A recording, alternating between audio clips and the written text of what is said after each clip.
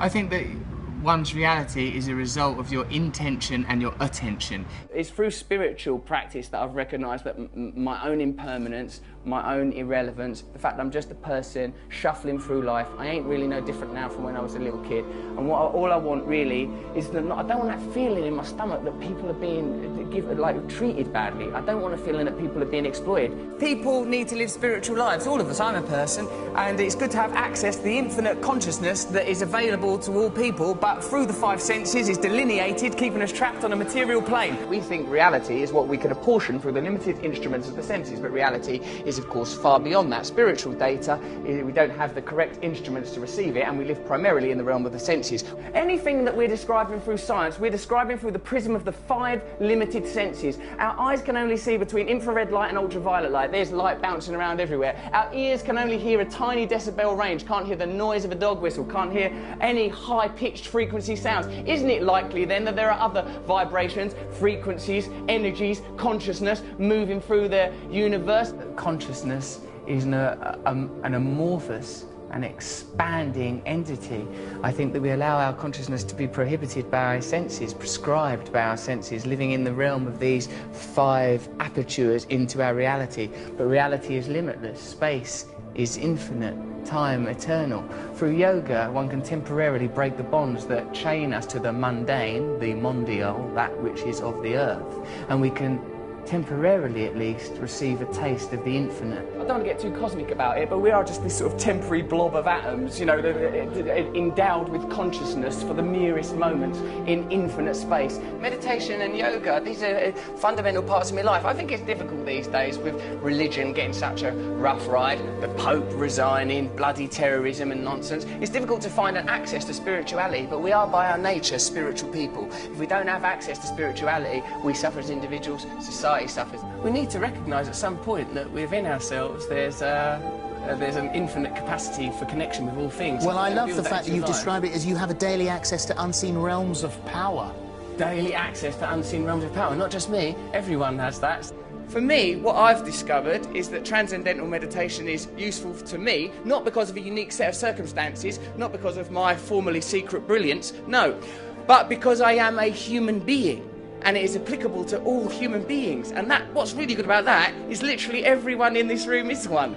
What I say is that we're basically all right human beings. Whenever there's a disaster or an accident, people's impulse is to help one another. So I'm thinking anyone that galvanises people, brings people together and points us to the better aspects of our nature and help us to overcome our basic things like fear and desire, I think these people are worthy heroes, rather than the heroes that are nominated today, heroes that are low vibrational frequency that make us concentrate on daft stuff. So like they want you to be talking about Justin Bieber, they want you to be talking about twerking. They don't want you talking about fracking, they want you talking about twerking. They want to get on with their job. Shut your fucking mouths and watch this shit, you fucking morons. And I know, because I've been part of the charade.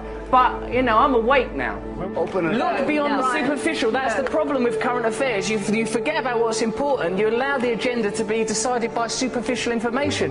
What am I saying? What am I talking about? Don't think about what I'm wearing. These things are redundant. I'm superficial.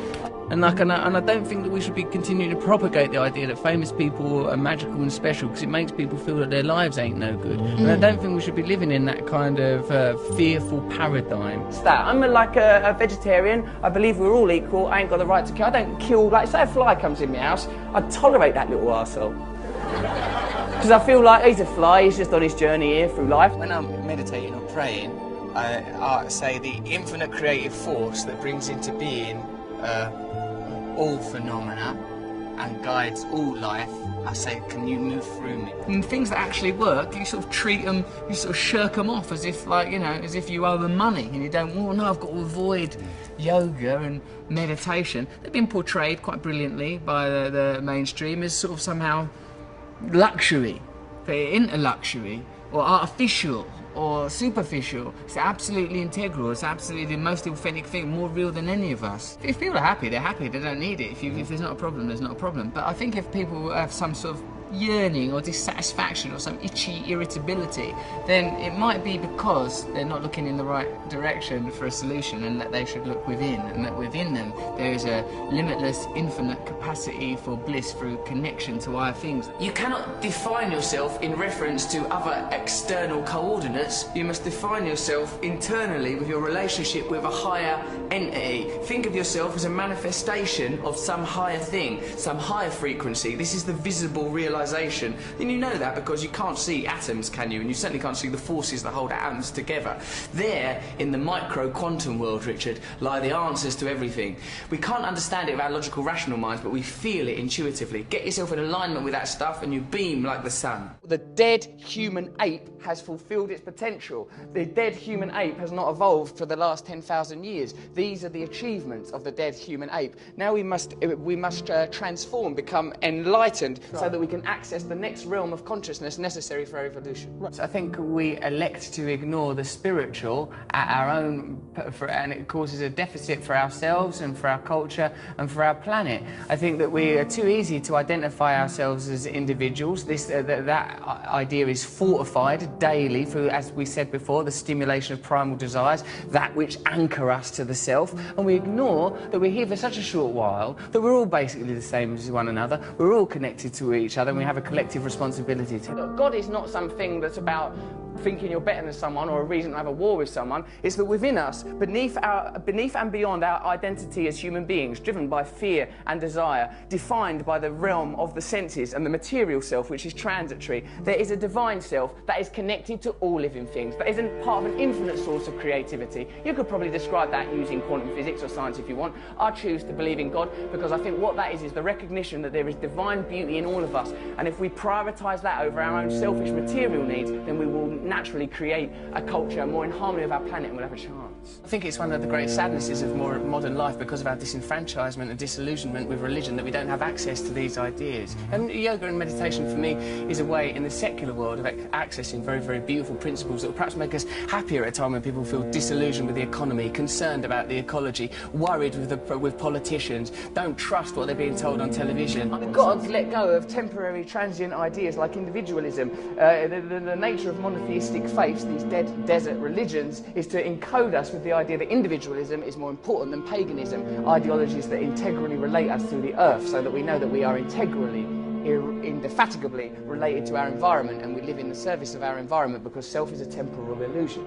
I suppose the ultimate truth is oneness, that this is a temporary illusion, that we are temporarily occupy these flesh puppets. We believe so much in our identities, we believe in our individualism, and I talk as a very sort of egotistical man. Look at my hair, look at these bracelets, look at these ridiculous boots. I'm a person who believes in the nature of my own individualism and my own identity, but on a deeper level I recognise that all these things are transient, and what's important and what's defining are the things that we all share: love, unity, togetherness. As long as we have cultural narratives that eschew these ideas, that suppress these ideas in favour of negative human traits, greed, selfishness, lust, as long as these ideas are promoted, we will exist in opposition to one another and will be exploitable by corporations that prey upon these negative facets of humanity. The line between good and evil runs not between cultures, religions or creeds, but through every human heart. So I recognise in myself the capacity for selfishness, for lustfulness, for egotism, and because I recognise these qualities in myself, I would prefer a culture that didn't celebrate, exacerbate, stimulate the most negative aspects of our species, inculcate them, reward them financially, till we get to a kind of a cultural hysteria where we're destroying the planet. The reality is there is one planet, there is a certain amount of people on the planet, there are a certain amount of resources on the planet. None of them things are going to last forever, so we need systems in place that acknowledge the reality, not systems that benefit elites, but systems that acknowledge the reality. People need to have access to the resources. Can't lie to people so that people in power can continue to augment and grow their own power and satisfaction while normal people are exploited. We need systems that get the resources to the people while respecting the planet. Any system that's detrimental to the planet or detrimental to the people because it helps one or two bods, fuck it off. We're allowed to do that, you know. We are creatures on a planet. We are mammals. Look at the faces of the people that we're being asked to vote for as leaders. Look at them. Look at them, feel it in your hearts. That ain't who's meant to be leading us. Happiness cannot forever be sustained like some glistening bauble. It's a transitory thing, like a butterfly alighting on Snow White's finger in that bit of Snow White. So, like, you know, I'm happy mostly. I'm happy mostly when I'm being nice to other people. Then I'm happy. You know, when they analyse the semantics consistently through mythology and theology of words like love, God, they find that the common theme, John, is union. That we just want to be connected to something higher. That can be another person, that could be God, that could be a relationship with nature, it could even be a relationship with West Ham United. I think the important thing is to have as the central tenet of your being love, compassion and tolerance. Everyone knows that. You know, like the realisation that this is only a very temporary thing, that the only thing that matters to any of us is love, that everything, that underscoring everything is love. You know, if it's a biological, anatomical human condition, the idea of acquisition and survival of the species, then that 2% that distinguishes us from the great apes, somewhere within that is that divine spark that philosophers have always espoused upon and written about, that somewhere within that, that's the truth that we're trying to head towards. What it felt to me was like the dissolution of my idea of myself. Like, I felt like separateness evaporated. I felt this tremendous sense of oneness. I find it, I'm quite an erratic thinker, quite an adrenalised person. And like, but what, through meditation, I felt this sort of beautiful serenity and selfless connection.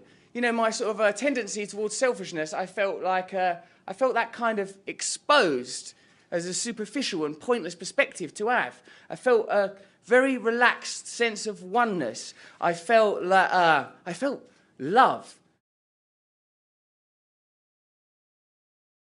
Follow me on Twitter if you want to, @Rusty Rockets, but basically carry on doing what you're doing, being happy in your hearts.